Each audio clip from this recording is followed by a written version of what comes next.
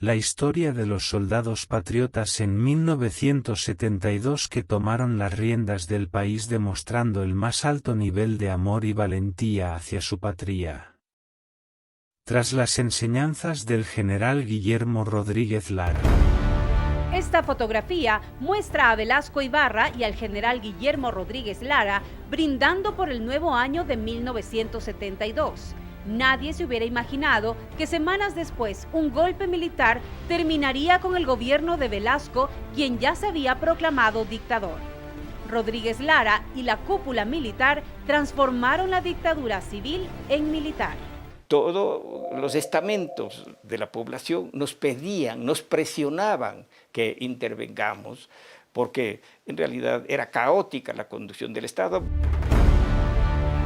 Fue el recordado carnavalazo cuando la cúpula militar decidió optar por un modelo de gobierno presidencialista, dando el título al jefe de Estado como presidente de la República.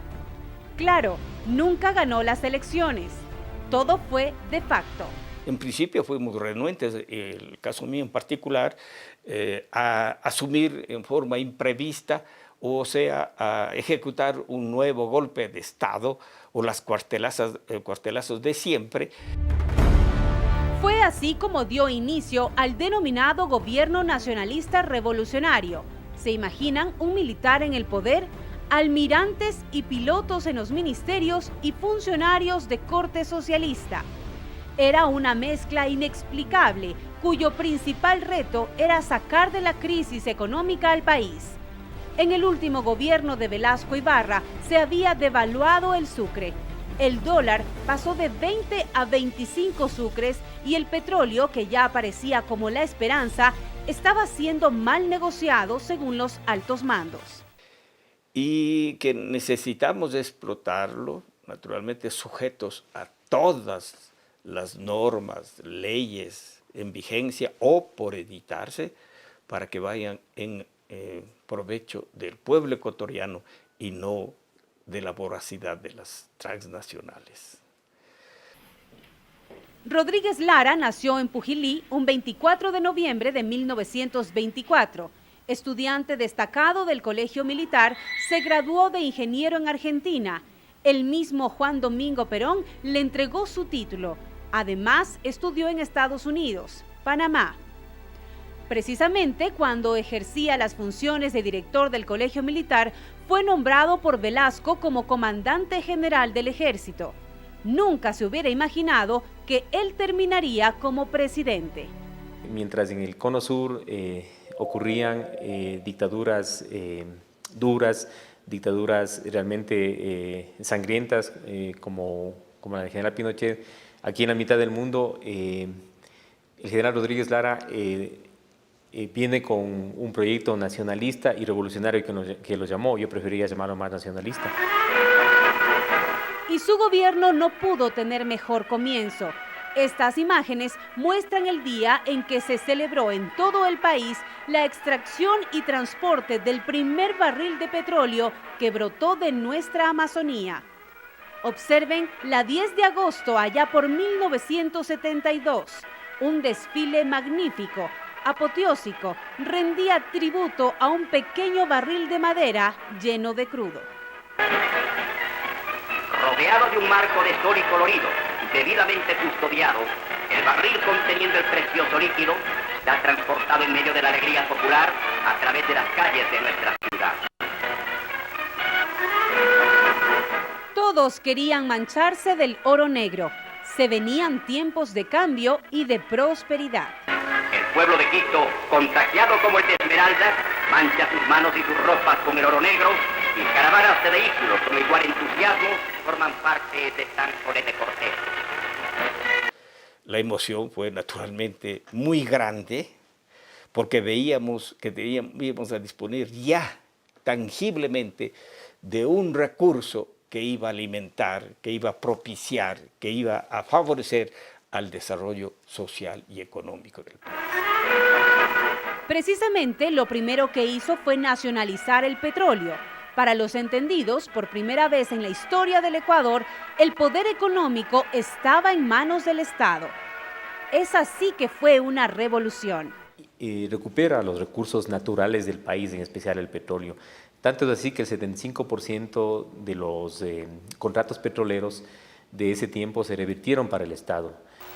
Y es que ansiaba participar con vosotros esa alegría que salió de vuestros espíritus para contagiar a todo el país con el asomarse del oro negro ecuatoriano.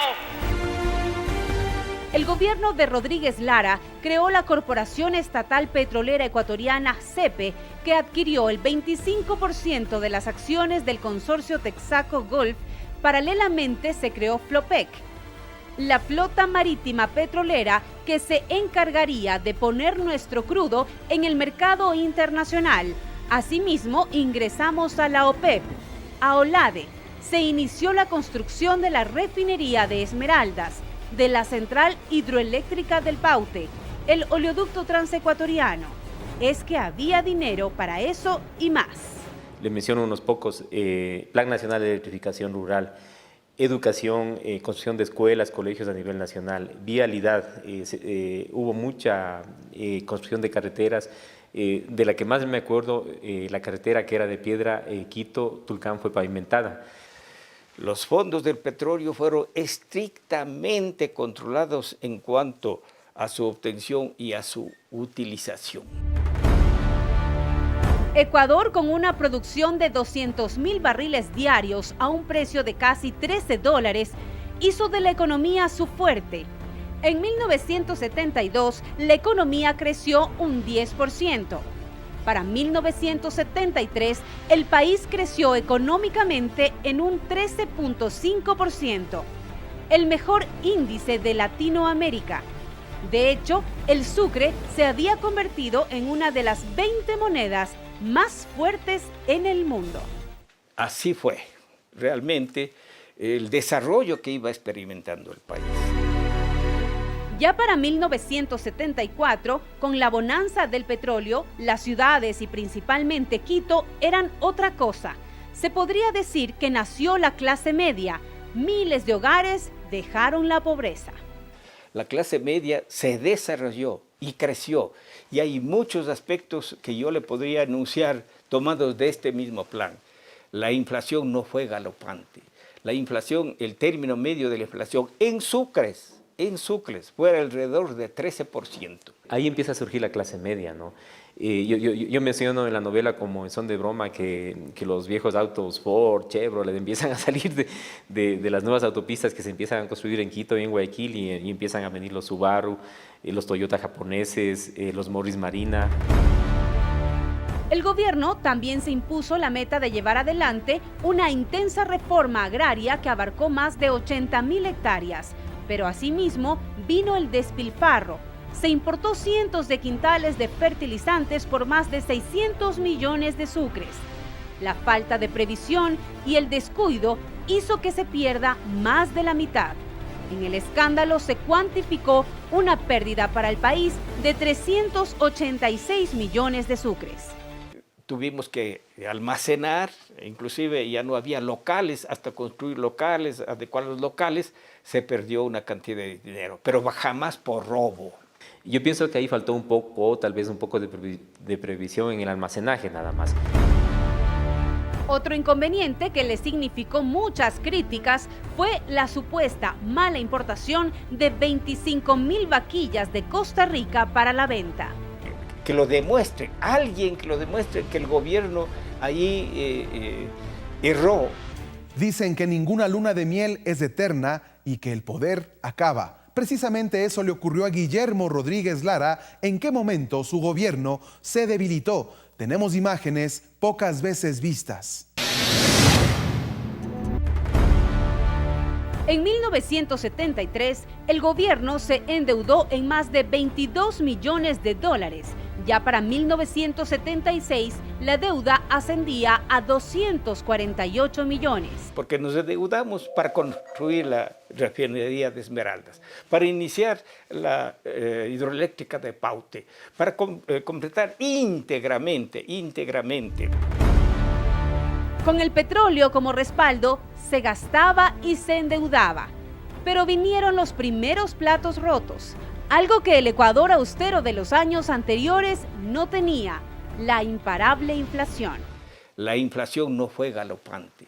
La inflación, el término medio de la inflación en sucres, fue alrededor de 13%. Para tener una idea, en 1974 la inflación llegó al 23.3%. Comenzó entonces el descontento popular. La clase media recién inaugurada fue la que más sintió el remesón. Naturalmente, eso lo corregimos de inmediato y los años posteriores la inflación bajó en sucres. Estas y otras circunstancias hicieron que el 31 de agosto de 1975 el general Raúl González Alvear y otros generales del ejército, junto a varios velasquistas, se alcen en armas en Quito. Fue así como se llevó a cabo el golpe de la funeraria, que se inició precisamente en la funeraria Quito. La incursión fue violenta. Tanques de guerra y proyectiles convirtieron en sedazo al Palacio de Carondelet, que fue tomado por varias horas. Hubo más de 30 muertos. El golpista González Alvear aseguró que Rodríguez Lara había fallado al alto mando.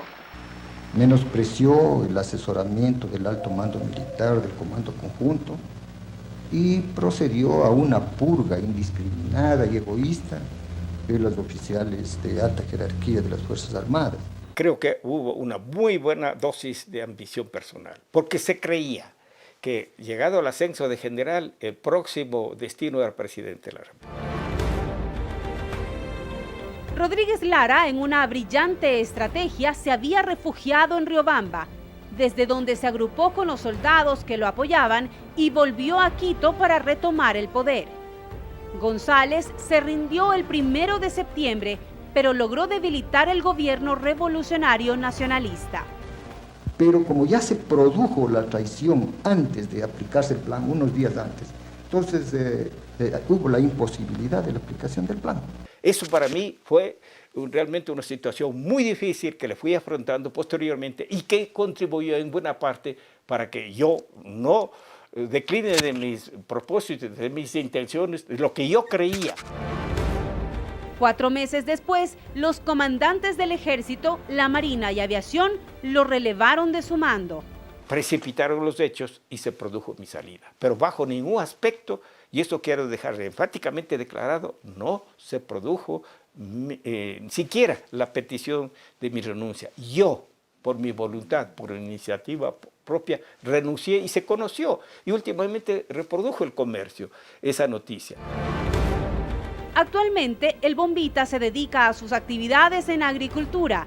Tiene 84 años y el paso del tiempo aún le da el privilegio de sentirse un ecuatoriano que, como presidente o como dictador, supo mantener la ecuanimidad y aceptar que la balanza de la historia tiene puntos a su favor. Vivo en absoluta paz y duermo muy tranquilo. Junta Patriótica Civil, Militar y Policial.